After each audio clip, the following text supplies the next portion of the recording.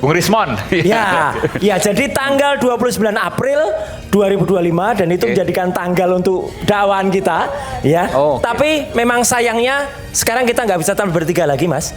Karena yang satu sudah berkhianat, ya, dan melarikan diri, ya, berkhianat dan nanti akan saya ceritakan.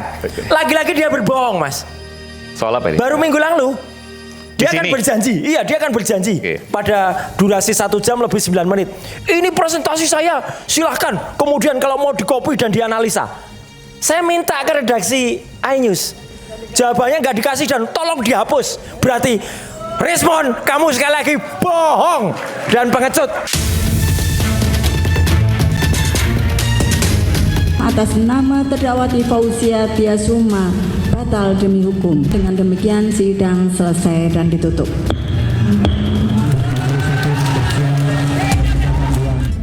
Bahwa keputusan dari Majelis Hakim pada hari ini untuk menerima eksepsi kami tidak menyurutkan langkah saya, tidak menyurutkan langkah kami untuk terus memperjuangkan kebenaran, terutama terkait dengan otentitas dari ijazah yang selama ini menjadi polemik. Terhadap putusan seperti ini, pihak jaksa biasanya nanti akan memperbaiki konstruksi pasalnya, ya, disesuaikan dengan amanah dalam putusan tersebut, dan kemudian nanti jaksa bisa mengajukan kembali dakwaan ke persidangan.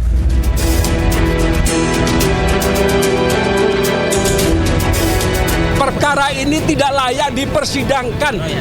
Ini bukan perkara pidana. Mau dibuat apapun pasti akan membingungkan kalau dibuat pidana. Adanya suatu wawancara dengan Aiman Wicaksono yang itu hanya dilakukan dalam bentuk pemusatan atau fokus pada foto, ya, itu dikatakan perbuatan pidana mengubah. Menghormati apa yang menjadi keputusan dari Yang Mulia Hakim, namun demikian itu bukan final atau bukan akhir dari semuanya. Karena apa?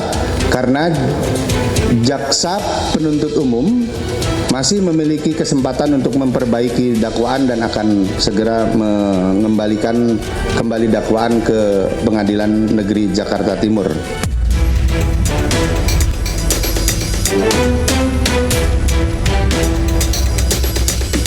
Jadi putusan dari Dr. Fauzia Tiasuma ini akan kemudian nanti harus berlaku juga untuk kemudian kasus saya. Meskipun saya tetap harus menjalani persidangan dulu, kemudian kita masukkan gugatan yang sama. Kalau jaksa penuntut umum tidak lakukan dakwaan ulang terhadap putusan setelah ini, diduga ada permainan yang menyesatkan gitu. Saya harap JPU harus segera bikin dakwaan ulang.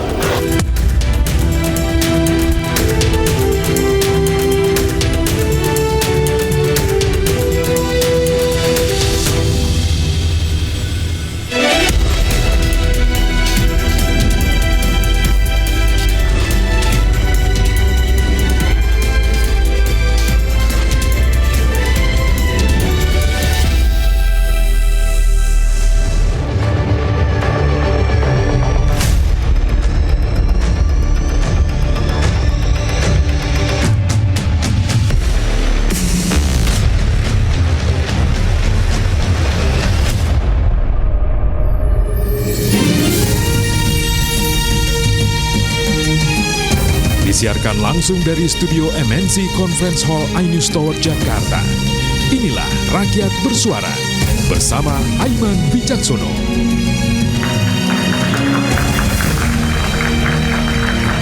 Di ruang sidang tidak semua pertarungan ditentukan banyaknya saksi atau tumpukan bukti. Kasus bisa gugur sebelum masuk inti perkara. Dan inilah yang terjadi dan cukup mencengangkan. Eksepsi Fauzia Tiasuma dikabulkan, sidang dihentikan, dakwaan runtuh sebelum dibuktikan. Apakah kasus ijazah Jokowi akan segera berakhir atau justru menjadi awal pembuktian keaslian yang selama ini diragukan? Saya Aiman Wicaksono, inilah Rakyat Bersuara. Saya akan manggilkan narasumber istimewa saya pada malam hari ini di Rakyat Bersuara, epidemiolog perilaku yang kini mantan terdakwa fitnah ijazah Jokowi, Dr. Fauzia Tiasuma. Selamat malam Dr. Tiva, apa kabar? Sehat selalu, luar biasa. Kemarin tuh banyak yang mengejutkan, luar biasa. Kan hari ini juga ada kejutan lagi tuh. Oh, ada kejutan lagi, oke. Kita berikan tepuk tangan untuk Dr. Tifa. Jadi mau saya koreksi kan, Ya. tadi topiknya Tifa menang, ya Oke. kan.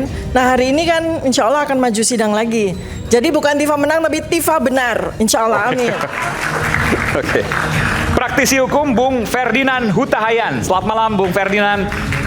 Ini pertama kali masuk ke gelanggang ijazah nih Bung Ferdinand nih. Jadi bisa ceritakan sendiri kenapa tiba-tiba masuk gelanggang ijazah dan berseberangan dengan Bung Roy dan Dr. Tifa. Sebetulnya persisnya tidak berseberangan, tapi saya mau memberikan pencerahan yang terang terhadap publik di antara dua kelompok yang berseteru ini. Karena saya juga menilai ada yang kurang pas juga yang disampaikan oleh teman-teman ini.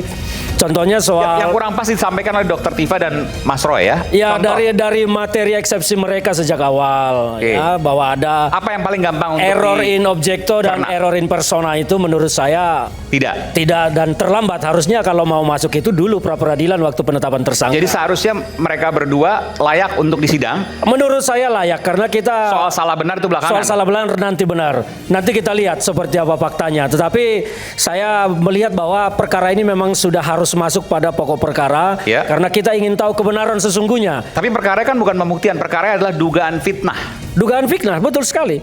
Karena dugaan fitnah itu kan butuh pembuktian. Pembuktiannya apa? Ya di objeknya, di ijazahnya itu. Kalau memang asli ya Tifa dan kawan-kawan dihukum. Kalau palsu ya Tifa dan kawan-kawan benar menang. Kan Saya ada begitu. pertanyaan lagi soal ini, tapi nanti aja. Baik, Oke, terima kasih. Nanti kita akan lanjutkan soal ini. Pengacara Tifa Tiasuma, Bung Abdullah Al-Katiri. Selamat malam. Mau di sini apa mau di sini? Bebas. Sini aja. Nanti sini Mas Roy ya. Kalau di sini agak susah wayangnya. Oke, silakan Bung Al-Katiri. Pengacara Presiden ke-7 RI Joko Widodo, Bung Rifai Kusuma Negara. Selamat malam, Bung Rifai. Jadi tanggal 6 sidang baru. Kabarnya begitu? Betul. Jadi akhirnya kita tetap masuk ke pokok perkara dan Pak Jokowi komit untuk hadir dalam sidang pemeriksaan saksi beliau sebagai korban. Hadir, bukan Zoom tapi hadir offline. Hadir langsung dan Luar biasa, bertindak seperti warga biasa, hadir di pengadilan dan memohon keadilan pada peradilan. Kita berikan tepuk tangan untuk Bung Rifai Kusuma Negara. Silakan di sini, di tengah. Pakar telematika yang juga tersangka fitnah ijazah Jokowi, Bung Roy Suryo. Selamat malam Bung Roy. Ini yang bikin heboh, minta ganti rugi 206 juta rupiah. Iya, Mas Nanti Aiman. saya mau tanya soal itu nanti. Nanti ada paparannya juga. Oke. Tapi saya ingin berterima kasih dulu kepada Mas Aiman dan juga rakyat bersuara. Disinilah 15 bulan yang lalu saya, Dr. Tifa dan satu lagi itu kita tampil bertiga. Bung Rismon. Ya, jadi tanggal 29 April 2025 dan itu menjadikan tanggal untuk dakwaan kita, ya. Tapi memang sayangnya sekarang kita nggak bisa tampil bertiga lagi, Mas. Karena yang satu sudah berkhianat, ya, dan melarikan diri, ya, berkhianat dan nanti akan saya ceritakan. Lagi-lagi dia berbohong, Mas. Soal apa ini? Baru minggu lalu dia akan berjanji, pada durasi 1 jam lebih 9 menit. Ini presentasi saya, silahkan. Kemudian kalau mau dikopi dan dianalisa. Saya minta ke redaksi iNews. Jawabannya nggak dikasih dan tolong dihapus. Berarti respon kamu sekali lagi bohong dan pengecut. Itu. Terima kasih. Oke, kita berikan tepuk tangan untuk Mas Roy Suryo. Selanjutnya Ketua Indonesia Police Watch, Bung Sugeng Teguh Santoso. Selamat malam, Bung STS. Oke. Terima kasih. Silakan Bung STS. Kemudian Hakim Agung periode 2011-2018 Profesor Gayus Lumbu. Selamat malam, Prof. Pengacara Roy Suryo, Bung Abdul Ghafur Sangaji. Selamat malam, Bung Sangaji. Saya langsung ke Mas Roy dulu. 206 juta rupiah minta ganti rugi ke Pak Jokowi. Gimana hitungannya tuh? Bukan Pak Jokowi, sebentar, koreksi. Oke, kemana? Oh, ke Polda? Bukan, ke Polda Metro Jaya. Oke, jadi silakan.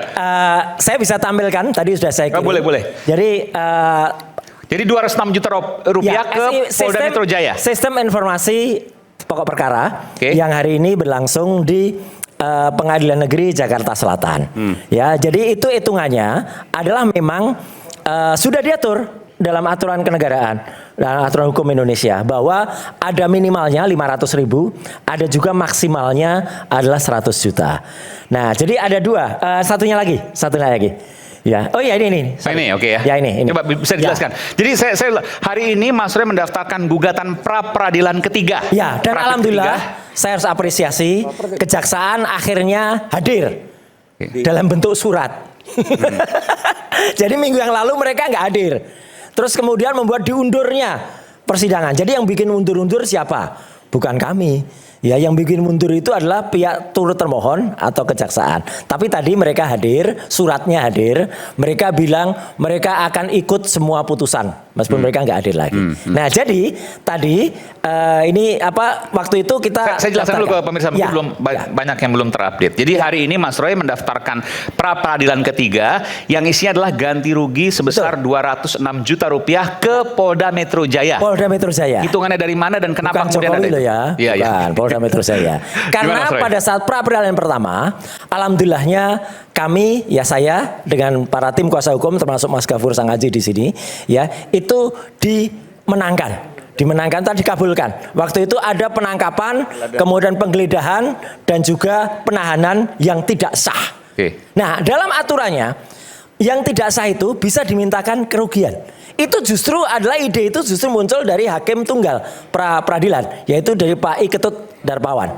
Jadi boleh diajukan tapi harus terpisah. Makanya minggu yang lalu, ini tanggalnya minggu yang lalu waktu itu ada ketika register, kemudian disidangkan minggu yang lalu, kemudian hari ini sudah mulai karena para pihak semuanya sudah hadir, termasuk termohonnya adalah Polda Metro Jaya, turut termohonnya adalah pihak kejaksaan. Nah, 206 juta, saya sebenarnya ada tampilan satu lagi tapi tadi katanya gambarnya kurang jelas, tapi saya sudah kirimkan yang jelas. Intinya 206 juta itu dari, nah ini. Moga-moga bisa kelihatan ya. Ada 106 juta itu kerugian material, ya. Jadi kerugian material itu bisa dihitung, Mas. Jadi misalnya saya dalam 4 hari waktu itu diamankan ya, di rumah sakit kan waktu itu adalah saya tidak bisa hadir di dalam satu acara undangan. Kemudian saya tidak bisa hadir juga di dalam sebuah hal lain. Demikian juga para kuasa hukum kan ada hitungannya, gitu loh. Per harinya itu ada argonya. Ya, meskipun katakanlah itu pro bono, tetapi kalau itu dirupiahkan, itu bisa. Hitungannya sudah ada. Tadi disampaikan detail. Ya, ada kerugian material ya. Kerugian materialnya adalah 106 juta. Kemudian ada imaterial. Nah, ini sesuai dengan aturan undang-undang. Imaterialnya adalah 100 juta rupiah. Apa itu misalnya? Itu imaterial. Jadi misalnya adalah shock yang kemudian dialami. Ya, kemudian kemudian di mana-mana ditangkap, Roy ditangkap, kemudian di jalan, ini kemarin ya ditangkap ya. Kok kayak kucing ya? Loh, gimana kok kayak kucing? Ya ditangkap kemudian lepas lagi. Nah, siapa yang bilang kayak kucing? Ya kan kayak orang kan bilang, kok kayak kucing tuh Mas gitu. Kenapa kayak kucing? Ya karena kalau kucing itu ditangkap bisa lepas lagi gitu. Nah, itu kan. Jadi Mas Roy diibaratkan seperti kucing. Untung kucing, bukan satunya ya gitu. Kalau satunya kan parah lagi. Untung. Nah, itu kemudian kita hitung. Nah, hitung 200. Tapi yang paling penting Mas Aiman, ini yang paling penting. Dan ini saya tegaskan sekali lagi di Rakyat Bersuara. Kalaupun ya dikabulkan 206 juta, kalaupun tidak ada 1 rupiah pun yang masuk kantong saya atau masuk kantong para lawyer, karena ini sudah kita ikrarkan. Kita akan berikan untuk yayasan sosial yang nanti akan kita data. Jadi tidak ada yang kami terima pribadi. Yayasan sosial apa? Ya, yayasan sosial yang mungkin dari yayasan teman-teman yang mungkin keagamaan. Itu ada. Itu. Karena apa Mas Aiman? Kami nggak perlu lagi terima itu. Karena cukup uang itu saya pakai saja. Nah, ini bukanya di muka. Uang itu saya pakai saja, ya, nggak usah kemudian diterimakan kepada saya, ya. Jadi biarkan teman-teman yang lebih berhak, yang lebih memerlukan. Jadi kalau nanti misalnya dikabulkan oleh hakim, uangnya seluruhnya akan diserahkan ke yayasan sosial. Yayasan sosial. Tidak ada yang saya terima maupun kuasa hukum yang terima. Kalau nanti mungkin butuh penjelasan, nanti mungkin Mas Gafur bisa nambahkan. Gitu, Mas. Itu intinya. Jadi ini baru sidang pertama, nanti kita akan simak mungkin Jumat pekan depan kalau hitungannya Kamis, putusannya Kamis. Ya, karena besok pekan itu depan ya. Pekan depan. Besok itu adalah jadwalnya adalah untuk jawaban dari pihak termohon. Kemudian ada replik sudah kita masukkan. Repliknya penting soalnya yang akan menyampaikan namanya replik Harun. Itu replik. Kemudian ada duplik dari sana. Ya. Kemudian Duplik nanti siapa? Duplik dari pihak termohon. Oke. Ya, kemudian setelah itu hari Jumatnya itu ada pembuktian dari pihak kami. Oke. Hitungannya itu real. Jadi nanti ada nota-notanya semua. Bukan fiktif itu. Ada nota-notanya. Misalnya kami harus membayar apa itu ada. Nah, itu Jumat. Kemudian nanti Senin pembuktian dari pihak termohon. Ya, kemudian Selasa itu kesimpulan. Rabu istirahat. Kamis kesimpulan. Putusan. Itu putusannya. Oke, nanti kita simak sama-sama dan Terima kita kasih. Saya tutup lagi kaosnya karena biasanya buka kaos itu terakhir, ini saya tutup dulu lagi. Ya. Oke, kita berikan tepuk tangan untuk Mas Roy Suryo. Saya ingin ke Bung Ferdinand dulu. Bung Ferdinand, apa yang membuat Anda begitu yakin? Dan ini tampilan Anda pertama loh nih di Rakyat Bersuara terkait dengan kasus ijazah, kalau yang lain bahwa Mas Roy dan Dr. Tifa itu layak disidangkan dan punya dugaan bersalah. Ya, terima kasih Mas Aiman. Sebelum saya bicara, saya menyampaikan saya di sini di deretan ini bukan sebagai pendukung Jokowi. Dan kalau ditanya saya di kelompok mana? Kelompok yang percaya ijazah Jokowi ada atau di kelompok yang tidak percaya ijazah Jokowi ada? Saya berada di kelompok yang meragukan adanya ijazah itu. Terima kasih Mas Aiman. Jadi saya mau bicara begini. Sejak awal saya mengikuti terus perkembangan termasuk eksepsi yang dimasukkan oleh rekan-rekan advokat Dr. Tifa bahwa ada beberapa yang saya cermati soal eksepsi terutama di poin error in persona dan error in objecto. Saya melihat bahwa eksepsi itu adalah poin yang terlambat. Kalau memang itu poinnya, semestinya dulu mengajukan pra-peradilan ketika ditetapkan sebagai tersangka. November 2025 berarti. Bukan di saat mengajukan perlawanan terhadap dakwaan.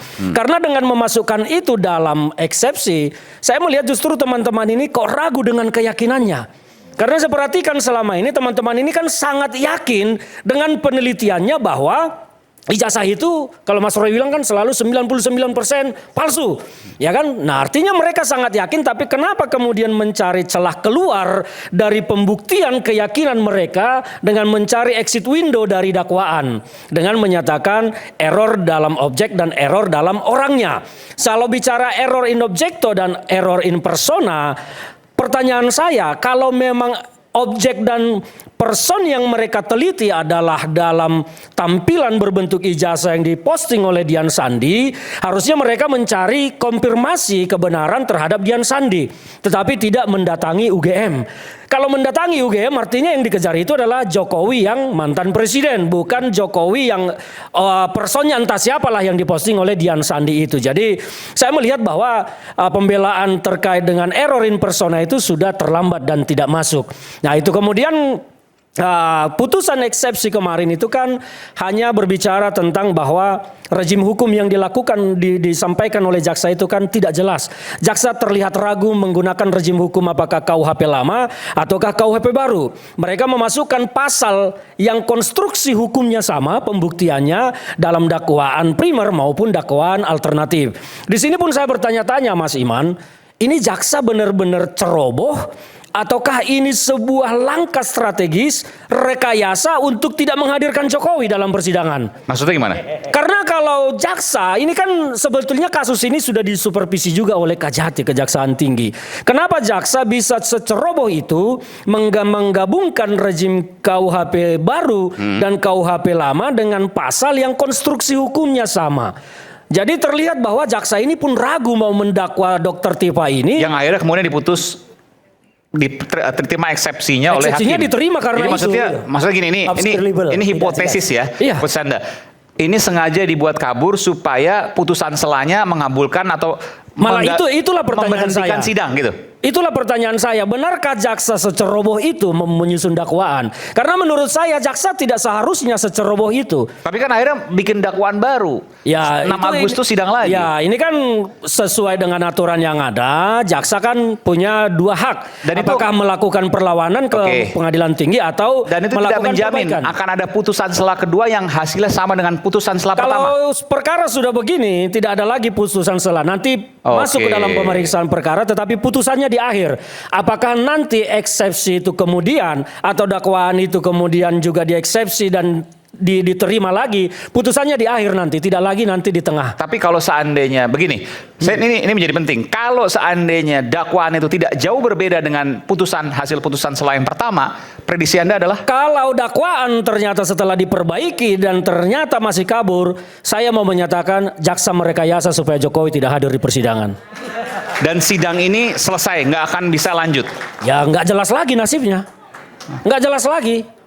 Makanya di situ juga meskipun konsekuensinya Dr. Tifa dan Mas Roy ya bebas. Ya akhirnya perkara ini ya harus berakhir. Harus 0-0, 0-0. Dan apa yang ditunggu-tunggu oleh publik tentang kebenaran fakta ijazah Jokowi apakah tidak akan pernah terbukti, tidak akan pernah terbukti. Oke, kita bisa saya sedikit berhipotesis, nanti saya akan ke Prof Gayus ya. Jadi misalnya dakwaan. Dakwaannya tidak jauh berbeda, diubah pasti. Tidak jauh berbeda dengan dakwaan sebelumnya. Maka sidang akan terus nanti. Jalan terus. Ada saksi-saksi yang dipanggil termasuk Pak Jokowi dong. Terus semuanya. Termasuk Pak Jokowi kan? Betul. Lah, Pak Jokowi bisa datang. Nanti kemudian dari pihak Mas Roy, Dr. Tifa dan seterusnya pasti akan mencecar Pak Jokowi terkait dengan ijazah tersebut. Kan terbuka. Gimana kekhawatirannya? Contoh begini, nanti dakwaan masuk nih, sudah di informasi yang kita dapat bahwa jaksa telah mendaftarkan perkara baru, dalam hal ini dakwaan baru. Teman-teman kan tentu nanti akan melakukan perlawanan lagi. Tetapi tidak ada lagi putusan sela, ini akan masuk ke dalam pokok pemeriksaan. Tetapi kalau ternyata perlawanan teman-teman nanti diterima, itu putusannya di belakang. Jadi di belakang nanti kalaupun ada pemeriksaan, ya akhirnya kalau eksepsi diterima, maka semua dakwaan dinyatakan ya gugur demi hukum, maka para terdakwa ya bebas demi hukum. Ya, resikonya itu ujungnya. Tapi bahwa prosesnya pemeriksaan saksi termasuk Pak Jokowi itu kan pasti akan dicecar nanti. Ya, akan dicecar. Ijazahnya seperti apa, tetapi bagaimana dan seterusnya. tentang kebenaran ijazah kita tidak akan benar-benar nggak akan pernah terbukti. Mereka nanti nggak akan pernah terbuka. Nggak akan pernah lagi terbuka. Ini akan menjadi barang yang gelap. Dan kalau statement teman-teman selama ini mengatakan Jokowi akan hadir, ya itu semua tidak akan berguna. Nggak akan berguna. Nggak akan berguna. Maka itu yang saya katakan, ini jaksa sebetulnya kenapa? Apakah sengaja atau tidak? Karena bagi saya janggal. Jaksa menyusun dakwaan seperti itu menggunakan pasal yang konstruksi hukumnya sama di dalam dakwaan primer dan dakwaan alternatif.